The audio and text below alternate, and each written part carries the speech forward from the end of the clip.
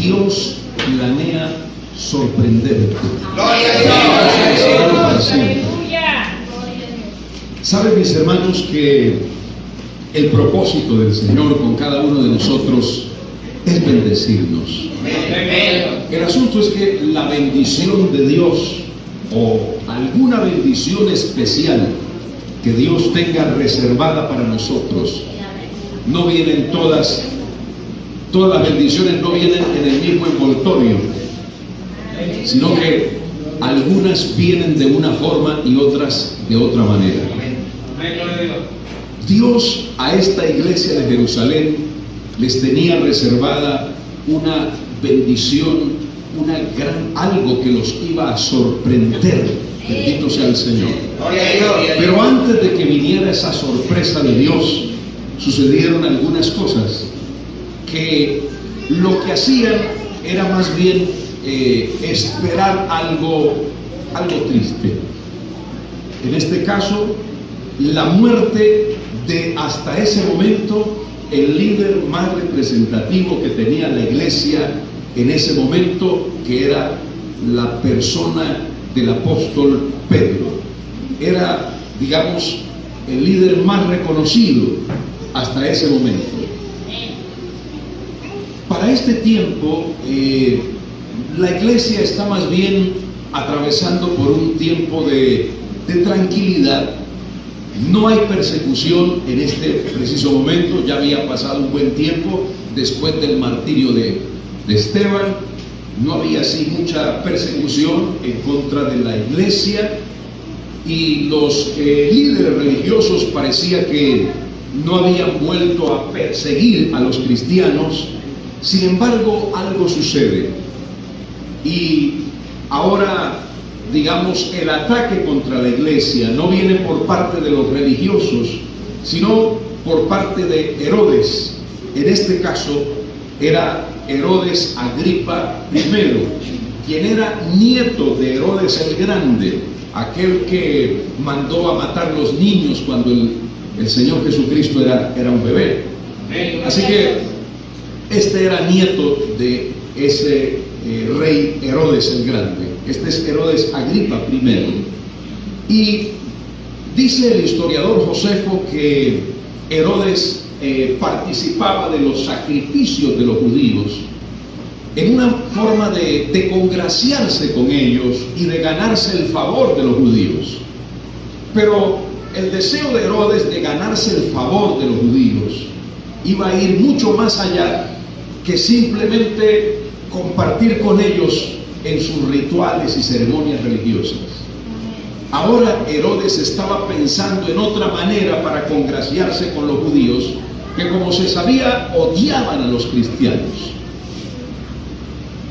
Herodes entonces, lo primero que hace, dice la palabra de Dios, es que echó mano a algunos cristianos, dice aquí, para maltratarles.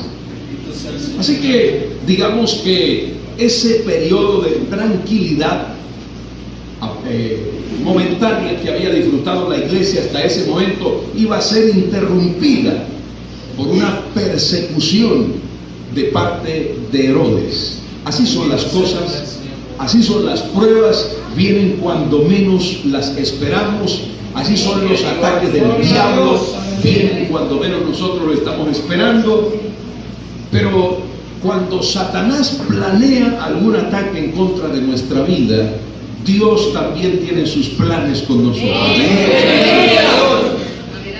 Además de maltratar a algunos cristianos, la Biblia dice que adicional a eso mató a espada a Jacobo. Este Jacobo era el hermano del apóstol Juan, quien se dice que fue el primer pastor de la iglesia de Jerusalén. Así que los hermanos de la iglesia de Jerusalén están muy consternados y muy conmovidos. El pastor ha fallecido, quien fuera un apóstol del Señor también. Y dice aquí, y viendo que esto había agradado a los judíos, dice, procedió a prender también a Pedro. Eran entonces los días de los panes sin levadura. Entonces es obvio que esta circunstancia difícil que la iglesia está viviendo, la muerte de su pastor, el apóstol Jacobo, y ahora el que hubiese sido aprendido, el apóstol Pedro, eso tuvo que haber causado un impacto muy fuerte en el ánimo de los cristianos de la iglesia de Jerusalén en ese momento.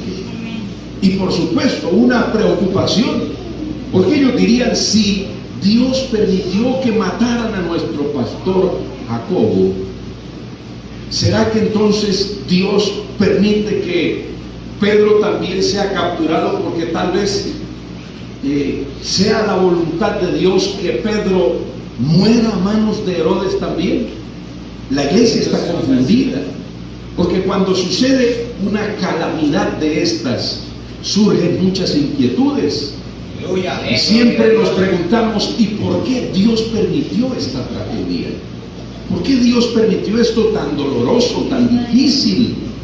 Porque nosotros no podemos comprender la mente infinita de Dios. No podemos saber lo que hay para el futuro, para nuestro futuro, en la mente de Dios. Por eso cuestionamos muchas cosas que Dios permite. Bendito sea Dios, aleluya. El profeta Jeremías lo dijo en Lamentaciones, cuando nosotros no entendemos esas cosas que Dios permite. Dice él que el hombre se siente solo y calle porque es Dios quien se lo impuso.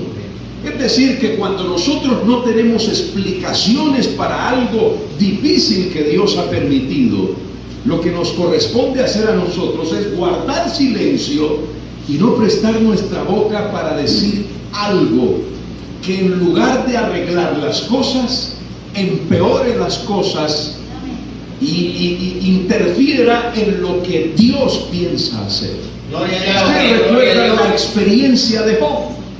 A Job le sucedió algo que cualquiera enloquecería ante una situación tan terrible.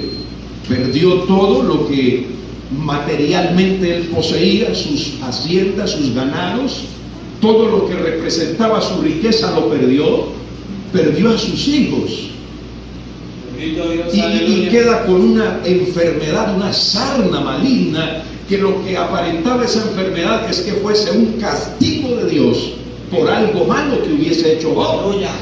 El mismo Job estaba desconcertado y él no podía entender por qué, si él había tratado de hacer las cosas bien y correctamente, por qué Dios lo había golpeado de esa manera.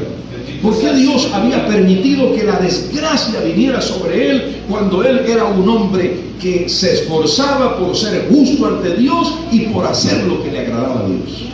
Gloria a Dios. Ese libro de Job nos deja claro a nosotros que como hijos de Dios no estamos exentos de la calamidad. Es decir, no podemos decirle: Señor, ¿por qué? Y pedirle explicaciones a Dios, porque si Dios se lo permitió a Job, y ninguno de nosotros aquí le damos por los tobillos a Job en cuanto a estatura espiritual se refiere. Gloria a Dios. Aleluya. Usted sabe qué hizo Job, ¿cierto? Job dice la palabra de Dios que él guardó su boca y no pecó con sus labios. No le atribuyó a Dios despropósito alguno, sino que dijo: el Señor dio, el Señor quitó. Sea bendito el nombre del Señor. Mis hermanos, nada nos pertenece a nosotros. Aquellos que hemos presentado a nuestros hijos al Señor, ¿saben qué es eso? Cuando traemos un niño al altar para presentárselo al Señor, simplemente le estamos diciendo al Señor que nosotros no somos dueños de esa vida. Es decir, que esa vida se la entregamos a Dios y que no nos pertenece a nosotros, no nos pertenece a nuestros hijos, son de Dios.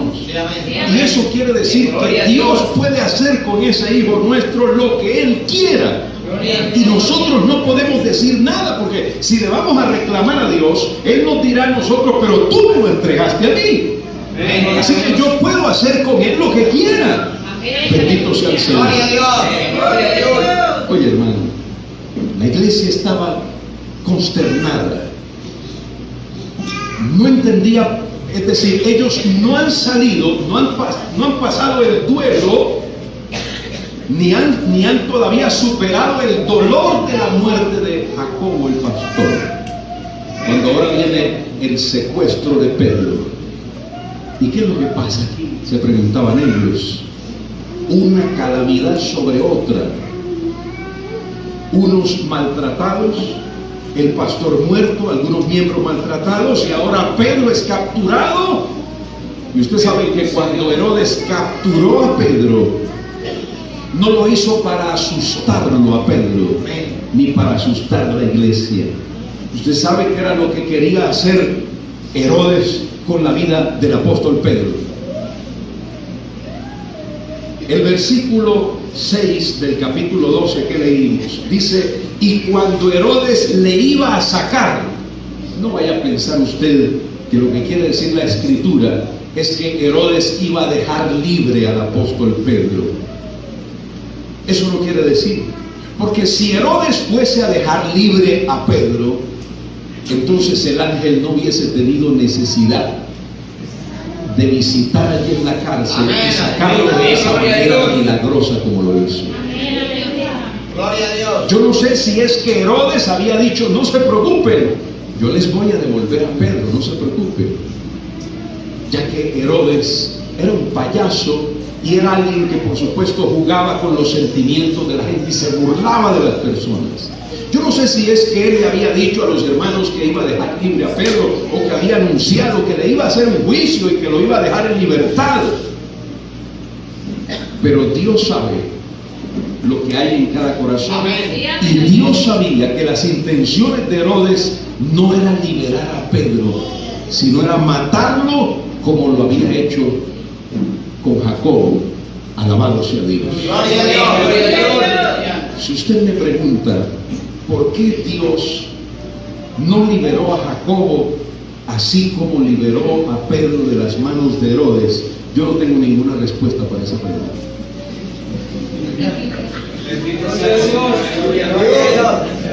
Lo único que yo puedo decirle a usted es que Dios hace como Él quiere. Y que la Biblia dice que estimada es a los ojos del Señor la muerte de sus santos. El asunto no es por qué murió, ¿verdad? ¿Por qué se fue? Sino en qué condiciones murió. Cuando nosotros tengamos que partir de esta tierra, la pregunta no es por qué se murió, por qué el Señor se lo llevó, sino en qué circunstancia murió el hermano. Murió en la paz del Señor, murió sirviéndole al Señor. No hay nada más que preguntar, simplemente gozarnos porque murió como un vencedor, porque bendito sea el Señor. Es eso, gloria a Dios. Ay, hermanos amados, esta Pascua, recuerden que esta era una Pascua. ¿Saben una cosa, hermanos? Hacía 14 años atrás, exactamente, sucedió algo. 14 años antes de esta Pascua, fue la Pascua en la que nuestro Señor fue crucificado. Ustedes saben que nuestro amado Señor murió en los días de la celebración de la fiesta de la Pascua, que son 7 días. Entonces, mis hermanos, 14 años atrás fue la Pascua en la que nuestro Señor murió. Y en esa Pascua, 14 años atrás, nuestro hermano Pedro la pasó muy mal. Porque en esa Pascua, hace 14 años atrás, Pedro le había dicho al Maestro, al Señor: Señor, si me fuera necesario ir contigo a la cárcel, yo lo haré, pero nunca te negaré, Señor. Dios nos da chance, Dios nos da oportunidad para que cumplamos lo que prometemos. En esa Pascua, Pedro fracasó. La promesa que le hizo al Señor, no le cumplió al Señor. Porque en lugar de ir a la cárcel, se portó cobardemente, le negó 3 veces, maldijo, dijo no conocer al Señor. Fue un fracaso para Pedro, pero 14 años después, Dios le da la oportunidad a Pedro de reivindicarse de eso que había sucedido 14 años atrás. Aleluya. Gloria a Dios. Gloria a Dios. Amados hermanos, Pedro tuvo su traspié. Como cualquier cristiano puede venir sobre él el día malo y tener una dificultad. Y como dice allí el escritor antiguo, el profeta antiguo, no te alegres de mí porque caí, bendito sea el Señor. Porque Dios a todos sus hijos nos da la oportunidad de levantarnos. Amén. ¿Sabe quién es nuestro Dios? Nuestro Dios es el Dios de la segunda oportunidad.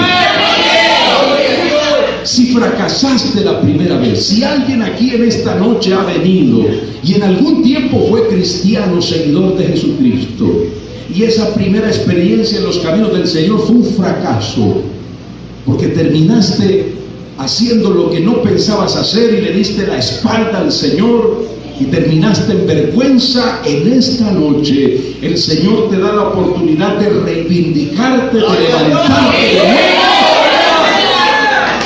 para que el mundo pueda ver que sí puedes servir a Cristo, que sí puedes servir al Señor. Alabado sea el nombre del Señor. Hace 14 años atrás, nuestro hermano Pedro, cuando el Señor lo invitó a orar, él durmió, vencido por el sueño, vencido por la debilidad, como un centinela que había puesto el Señor para que velara, se quedó dormido en su puesto. Y ustedes saben que el enemigo hizo estragos. Una vez que llegaron los alguaciles a llevarse al Señor, Pedro quedó en vergüenza, sacó su espada, casi mata a uno de los alguaciles, le quitó la oreja, quedó en vergüenza. Esa primera Pascua de Pedro fue un fracaso y una vergüenza para él. Y aquella noche, cuando debía velar, se quedó dormido. 14 años después, en esta nueva Pascua, Pedro está durmiendo otra vez. Pero este sueño es distinto al de 14 años atrás. Dice la Biblia, el versículo 6, y cuando Herodes le iba a sacar, aquella misma noche estaba Pedro durmiendo entre dos soldados, sujeto con dos cadenas, y los guardas delante de la puerta custodiaban la cárcel. Mire, hermano, a Pedro lo cuidaban 16 personas al día. Eran cuatro turnos que había, y a Pedro lo cuidaban 16 personas al día, en grupos de a 4. ¿Cómo era? 2 que estaban con él dentro de la prisión, que, o sea, como en aquellos días, si un prisionero dejaba escapar a quien estaba custodiando, el soldado que lo estaba cuidando no lo azotaban, no le daban tabla, sino que pagaba con su propia vida. Entonces, como era algo tan serio cuidar un preso, entonces al preso lo acostumbraban a amarrar con el que el soldado con el que estaba cuidando, con el custodio. Así que el apóstol Pedro estaba sujeto con cadenas a sus muñecas, y de ahí, de ese grillete que tenía ahí, las cadenas hacia el otro grillete que sujetaba la mano del soldado, y de la otra mano también al otro soldado. Eso quiere decir que Pedro estaba amarrado a 2 soldados, sujeto con cadenas. Bendito sea el Señor. Aleluya. El otro soldado estaba afuera cuidando la puerta de la prisión. Y el otro soldado estaba en el pasillo donde estaba la puerta de hierro, por si acaso. Bendito sea el Señor. Obviamente que humanamente el escape de Pedro, estamos hablando de un imposible. Yo me imagino a los hermanos de la iglesia que oraban por Pedro Yo me imagino que los hermanos oraban a Dios y le decían: Señor, fortalece a Pedro para que no le suceda lo que le pasó la otra vez. Que cuando él tenga que confesarte, no vaya a decir que no te conoce. Señor, dale fuerzas a nuestro hermano Pedro para que tenga valor en la hora de la muerte. Porque para los hermanos, ustedes saben por lo que sucede después, ellos no esperaban que Pedro saliera de la cárcel. La salida de Pedro de la cárcel era una cosa imposible, humanamente hablando. Ay, Señor amado. Entonces, aquella noche, en la víspera de su muerte, el apóstol Pedro está durmiendo. Gloria al Señor. ¿Quién puede dormir cuando sabe que al otro día lo van a matar? Gloria a Dios. Gloria a Dios. Aleluya. Pero el sueño de Pedro es un sueño de confianza, de tranquilidad y de seguridad en Dios.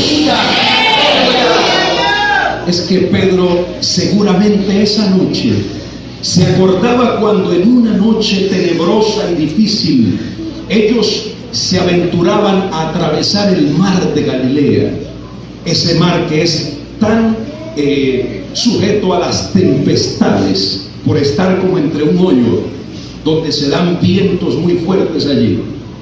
Aquella noche cuando ellos se aventuraban a atravesar el mar de Tiberias, Jesús iba con ellos en la embarcación y dice la Biblia que el Señor Jesucristo se había acostado a dormir mientras los discípulos iban en la embarcación y había una tempestad que amenazaba con hundir y partir esa embarcación. Estaban desesperados los discípulos y ellos no podían comprender cómo en medio de una tormenta el Señor podía dormir plácidamente. Gloria a Dios. Entonces yo creo que aquella noche Pedro recordaba a su maestro durmiendo allá recostado en aquella embarcación en medio de esa tormenta, y seguramente Pedro diría: sí, mi Señor, en medio de esa tormenta tan terrible que yo vi con mis propios ojos, él podía dormir tranquilamente porque confiaba plena y absolutamente en el Padre Celestial. Entonces yo también confío en mi Padre Celestial. Y aunque estoy atravesando una tormenta bien difícil y mi vida corre peligro y estoy bajo amenaza de muerte, en paz me acostaré y así mismo lo dormiré, porque el Señor me hace vivir confiado en Dios. Así que Pedro se acostó a dormir y a descansar. Hermanos míos, la vida cristiana se trata de aprender a descansar en el Señor. Si quieres servir como Cristo, tienes que aprender a descansar en Cristo. En la tormenta dormía, lo cual habla de una completa confianza en Dios.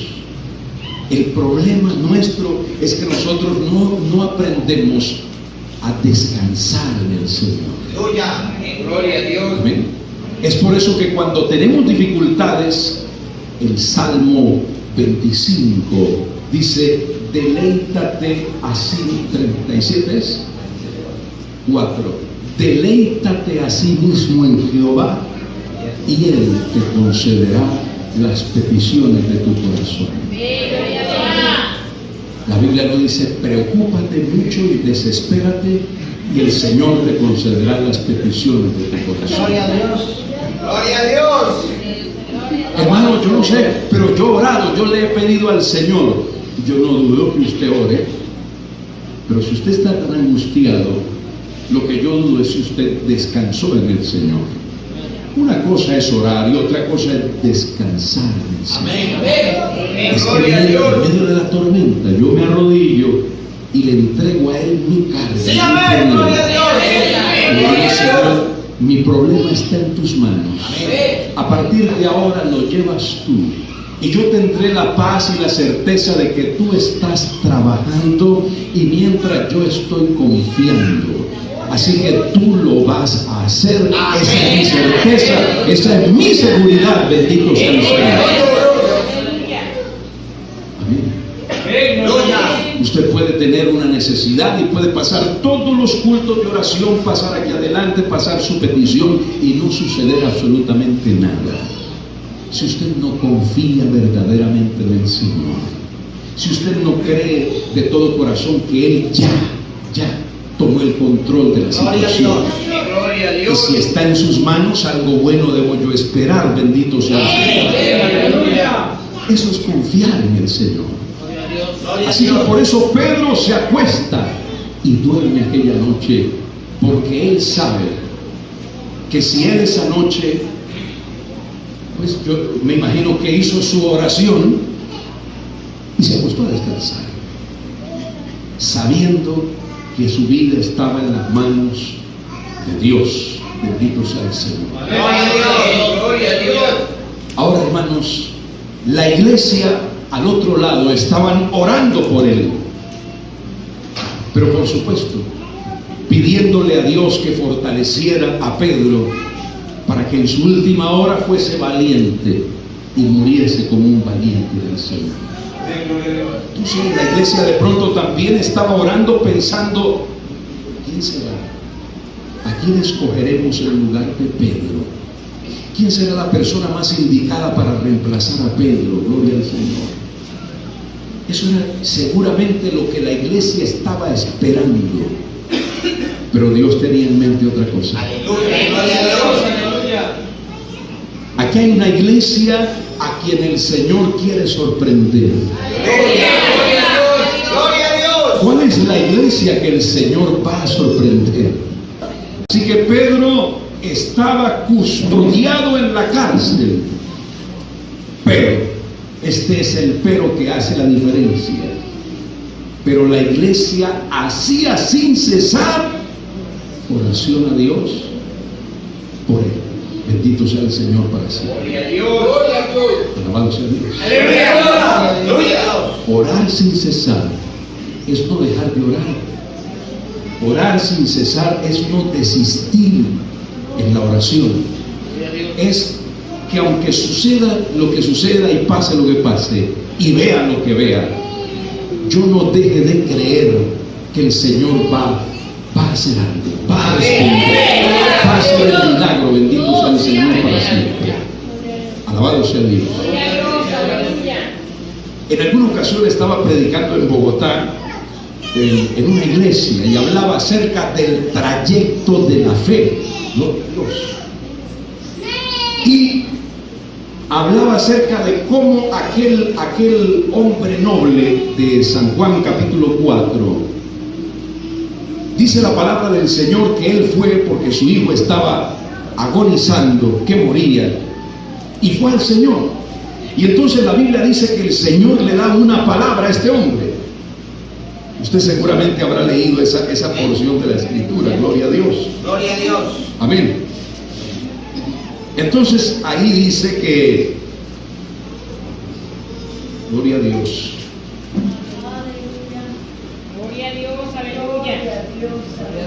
El versículo 49 de Juan 4 dice: el oficial del rey le dijo: Señor, desciende antes que mi hijo muera. Y Jesús le dijo: ve, tu hijo vive. Y dice la Biblia que aunque el hombre le había pedido a Jesús que descendiera con él y que lo acompañara, Jesús le dijo: no, yo no voy a ir con usted, no me voy a pegar el viaje hasta allá, no lo voy a acompañar. Solamente lo que tengo para usted es una cosa, una palabra nada más. Y la palabra es: ve, tu hijo vive. Así que lo que hace aquel hombre es, cuando el Señor le da la palabra, agarra esa palabra, la mete en su corazón, Gloria a Dios. la cree. Amén. Y el hombre no sé cuántos kilómetros, porque de ahí de donde estaba su casa estaba lejos. Así que el hombre mete la palabra en su corazón y se fue por todo ese trayecto, por todo ese camino, creyendo una palabra que el Señor le dio.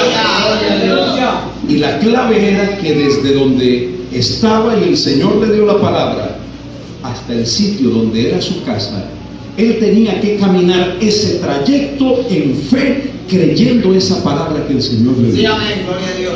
Si él durante el trayecto dudaba la palabra del Señor, seguramente hubiese encontrado a su hijo muerto. Pero él se cuidó que durante ese trayecto la duda no darle cabida en su corazón y creerlo. Pero bueno, cuando yo estaba hablando de esto, había una hermana que tenía una criatura, una niña como de... Esa niña era una niña de brazos, de meses tendría esa criatura. Entonces, ella había ido a diferentes partes, muchos médicos, y la respuesta siempre era que no había nada que hacer y que esa niña, ella tendría que atenderla. Es decir, era una niña que no podía hacer las cosas por sí misma, sino que dependía completamente de su mamá, porque tenía un problema cerebral que le impedía moverse por sí misma.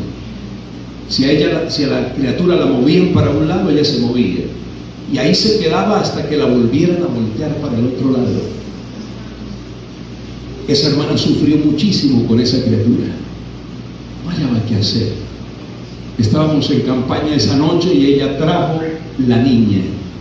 Hermano, mientras yo ignoraba lo que estaba pasando, yo no sabía lo que estaba sucediendo, y mientras yo hablaba la palabra, yo escuchaba a una mujer que lloraba mientras yo predicaba. Y el Señor me dio una palabra esa noche, y yo hablé de alguien ahí que estaba esperando un milagro de Dios y que estaba pasando por una situación muy terrible. Y yo le dije: y si logras caminar tu trayecto de fe, lo que hace falta para que tu milagro lo veas con tus ojos y lo disfrutes, va a pasar un tiempo. Decía yo, no sabía a quién le estaba hablando, pero si logras atravesar ese trayecto en fe sin dudar, tú tienes el milagro. No me olvide cuando yo expresé eso, ella pasó corriendo adelante con esa niña, y eso, yo le pedí a alguien que por favor le agarrara a la niña, porque a mí me parecía que esa niña iba a salir por los aires en cualquier momento, porque esa mujer se estremecía, porque el Espíritu de Dios estaba tratando con ella en ese momento. Pasó un tiempo, hermano querido, y cuando yo me doy cuenta, esa hermana sale, no sé en qué edición de la revista de Impacto Evangelístico, ella cuenta el testimonio de la sanidad que Dios obró en su niña. Alabado sea Dios. Hermano, si usted no espera nada, algo sobrenatural que Dios haga, pues entonces no se preocupe que no va a pasar absolutamente nada. Pero si usted está esperando algo,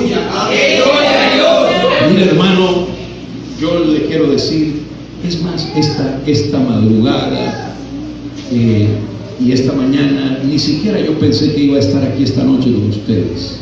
La verdad, la pasé muy mal de salud y estuve tentado en llamar al pastor para que le dijera a otro. Pero ¿sabe una cosa, hermano? Yo estaba seguro de que Dios me había dado esta palabra para esta iglesia, para alguien aquí en esta noche. Yo vengo de parte de Dios a decirles a ustedes, la iglesia aquí en Villa Juliana, que Dios está preparando una sorpresa para ustedes. Iglesia de Villa Juliana, Dios planea sorprenderte. ¿Qué es lo que tiene que hacer la iglesia? Aquí hay gente que está orando por un milagro de Dios. Y si usted está orando por un milagro de Dios, y si usted cree que Dios puede hacer un milagro en esa dificultad que usted tiene, Usted está creyendo que ese dinero va a aparecer de algún lugar y Dios no lo va a dejar en vergüenza. Entonces es con usted el asunto esta noche. ¿Para quién es la sorpresa de Dios? La Biblia dice que la iglesia oraba sin cesar. Santo, aleluya. Hermanos míos, les digo que Dios tiene una sorpresa, pero la sorpresa es para aquel que no va a dejar de clamar a Dios por su milagro. Yo quiero decirle que siga usted insistiendo con ese propósito que usted tiene delante de Dios, porque Dios está preparando una sorpresa. ¡Oh, gloria a Dios! Hermano querido, y cuando la iglesia, mire hermano, la iglesia está orando, y la iglesia no se imagina lo que está sucediendo mientras ellos están orando. Y es que mientras la iglesia está orando por Pedro, allá en la cárcel, dice la palabra de Dios que un ángel del Señor se presentó. Sin importar que Pedro estuviese amarrado con cadenas a 2 soldados, sin importar que hubiese una puerta cerrada en la prisión donde estaba, sin importar que hubiese un custodio afuera de la puerta de la prisión, sin importar que hubiese una puerta de hierro que impediría el que Pedro saliera, bendito sea el Señor. Las puertas de hierro no son problema para el poder de nuestro Dios.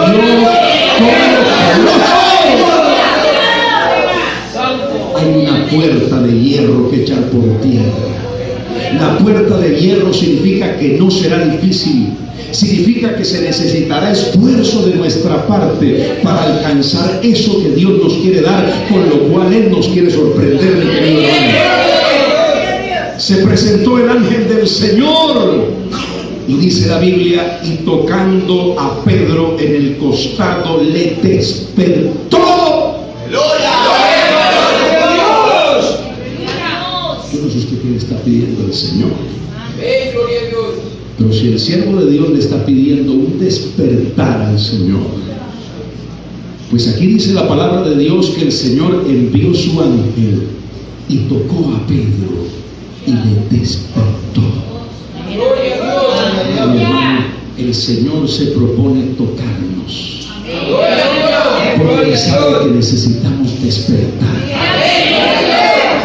Para poder ver lo que Él nos quiere mostrar, tenemos que estar despiertos. Porque si estamos dormidos, si Pedro estaba dormido, mientras Pedro estaba dormido, Pedro no pudo ver el ángel. Gloria a Dios. Pedro necesitaba estar despierto para ver al ángel y para ver lo que el ángel iba a hacer por él. Bendito sea el Señor. O sea, lo primero que Dios va a hacer contigo, lo primero que va a suceder en tu vida, antes que puedas ver eso que Dios te quiere mostrar, es que Dios te va a despertar. Es que Dios te va a tocar de tal manera. Y precisamente en esta noche, hermano querido, estamos aquí porque queremos un toque que nos despierte. Queremos ese toque, hermano. Aquí hay una unción tan linda esta noche.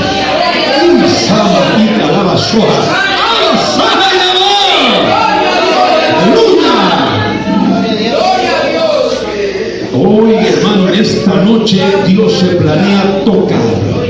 Gloria a Dios. Escuche lo que sigue ahí de rodillas entonces, mi querido hermano.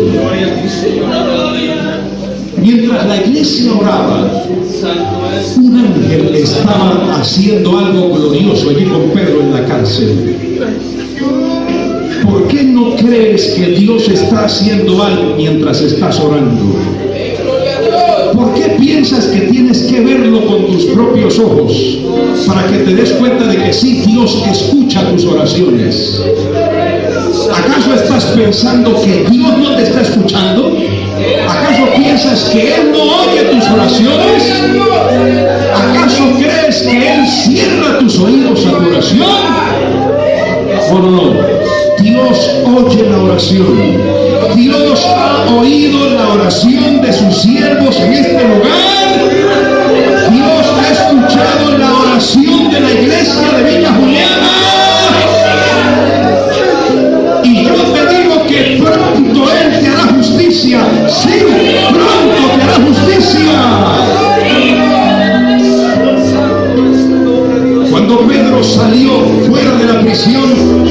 presentó allá en la iglesia que estaba en la casa de Juan Marcos, la Biblia dice que ellos no lo podían creer, estaban atónitos, no podían creer el milagro tan grande.